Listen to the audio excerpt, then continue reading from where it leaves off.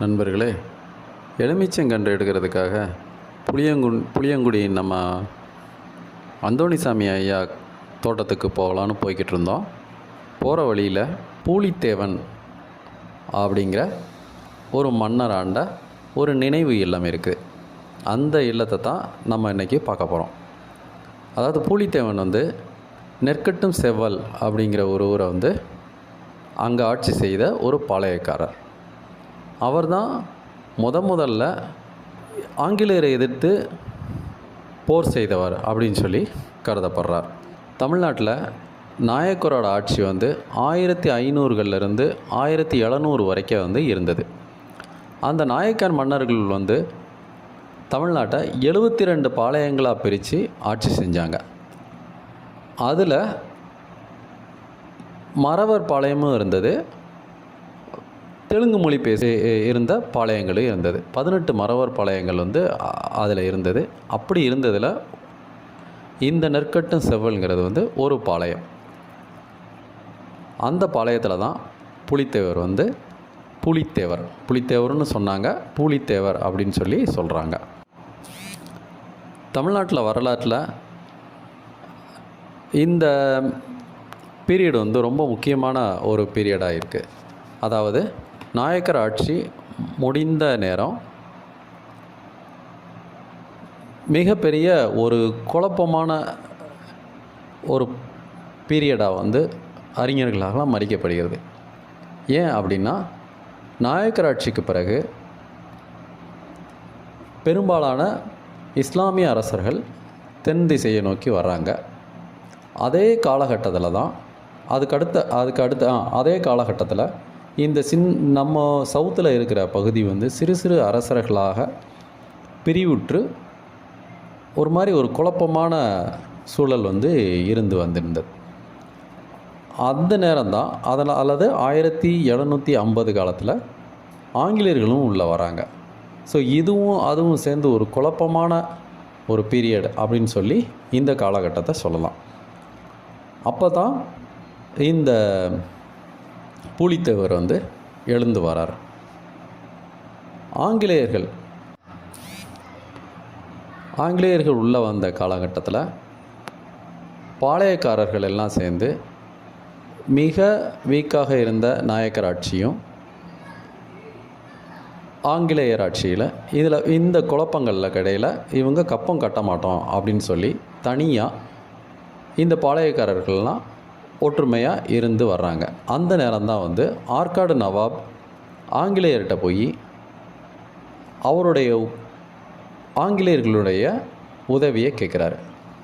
அப்போ தான் இந்த பாளையக்காரர்கள் நாங்கள் கொடுக்க மாட்டோம், வரி எதுவும் கொடுக்க மாட்டோம் அப்படின்னு எதிர்த்து நிற்கிறாங்க. இதுதான் முதலாக ஆங்கில எதிர்ப்பு கிளம்பி வந்ததுக்கான காரணமாக இருக்குது. இப்படி இவர் கப்பம் கொடுக்க மாட்டேன் அப்படின்னு சொன்னதுனால ஆங்கிலேயர்களும் அந்த நவாப் போன்ற வரி வசூலிக்கும் உரிமை பெற்றிருந்தவர்களுக்கும் இடைப்பட்ட பிரச்சனை தான் இந்த போருக்கு அடிப்படை காரணமாக இருக்குது. அதில் இவர் வீரமாக போரிடுறார். நிறைய தடவை போர்களில் வெல்றாரு. அப்புறம் இறுதி போரில் தோற்று மேற்கு தொடர்ச்சி மலைகளுக்குள்ளே போயிடுறாரு. இவருடைய முடிவை பற்றி 2 பேர் கருத்துக்கள் இருக்குது. ஒன்று, சங்கரங்கோயிலில் அவர் கடவுளோட நேரடியாக இணைஞ்சிட்டார் அப்படின்னு சொல்லி ஒரு கதை இருக்குது. இன்னொன்று மக்கள் கொந்தளிப்பு வரும்னு சொல்லி ஆங்கிலேயர்கள் இவர் இறந்ததை வெளியே தெரிவிக்கவே இல்லை அப்படின்னு சொல்லி ஒரு கதை இருக்குது. இவருடைய எதுவாக இருந்தாலும் இவர் தான் முதல்ல ஆங்கிலேயரை எதிர்த்திருக்கிறார் அப்படின்ற ஒரு வரலாற்று உண்மை இதில் இருக்குது. இந்த பூலித்தேவன் நினைவு மாளிகை நெற்கட்டும் செவ்வல் அந்த ஊரில் இன்றைக்கி இருக்குது. ஓரளவுக்கு நல்லா தான் பராமரிச்சிட்ருக்காங்க. இதைத்தான் நம்ம உள்ளே பார்த்துட்ருக்கோம். இந்த நுழைவு வாயிலில் வலது பக்கம் ஒரு சிலை ஒன்று இருக்குது, அவருடைய சிலை. இந்த நினைவு மண்டபத்தை மண்டபத்துக்கு பின்பக்கமாக ஒரு பெரிய திருமண மண்டபம் இவர் பேரில் அமைஞ்சிருக்கு. இந்த மண்டபத்தில் வந்து ஒரு 1000 பேர் வரைக்கும் இருக்கலாம் அப்படின்னு சொல்கிறாங்க.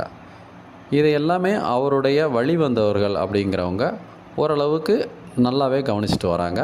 இந்த மண்டபத்தை நல்லபடியாக பராமரிச்சுக்கிட்டும் வர்றாங்க. இந்த மண்டபத்தினுடைய கீழ்ப்பகுதியில் அரசர் உட்கார்ந்துருக்க இடத்துக்கு பின்பக்கமாக ஒரு பெரிய அறை இருக்குது. அந்த அறை வந்து லைப்ரரி அப்படின்னு போட்டிருக்கு. ஆனால் நாங்கள் போகிற அன்னைக்கு அது மூடி இருந்தது. மற்றபடி இதுக்கு முன்னாடி இருக்கிற ஒரு சின்ன தோட்டம் இருக்குது. அந்த தோட்டத்தில் வந்து சில மரங்கள் இருக்குது. அதுவும் ஓரளவு இல்லாமல் பராமரிக்கப்படுது. நாங்கள் போன அன்னைக்கு பெரியவங்க வந்து வயதில் மூத்தவங்க அந்த மண்டபத்தில் வந்து படுத்திருந்தாங்க. ஓரளவுக்கு நல்லா தான் வந்து பராமரிக்கப்பட்டிருக்குது. கண்டிப்பாக நம்ம எல்லோரும் பார்க்க வேண்டிய இடத்துல இந்த இடத்தை நம்ம சேர்த்துக்கலாம். நம்ம குழந்தைங்களுக்கு இதனுடைய வரலாற்றை, இந்த புலித்தேவனுடைய வரலாற்றை சொல்வதன் மூலமாக நம்ம இந்த நாட்டினுடைய பிணைப்பை நம் குழந்தைகளுக்கு ஏற்படுத்த முடியும். நன்றி நண்பர்களே. இதில் நான் சொல்ல மறந்துட்ட இன்னொரு முக்கியமான விஷயம் இருக்குது. இந்த புலித்தேவனுக்கு உதவியாக ஆதி திராவிட தளபதிகள் 2 பேர் இருந்திருக்கிறாங்க.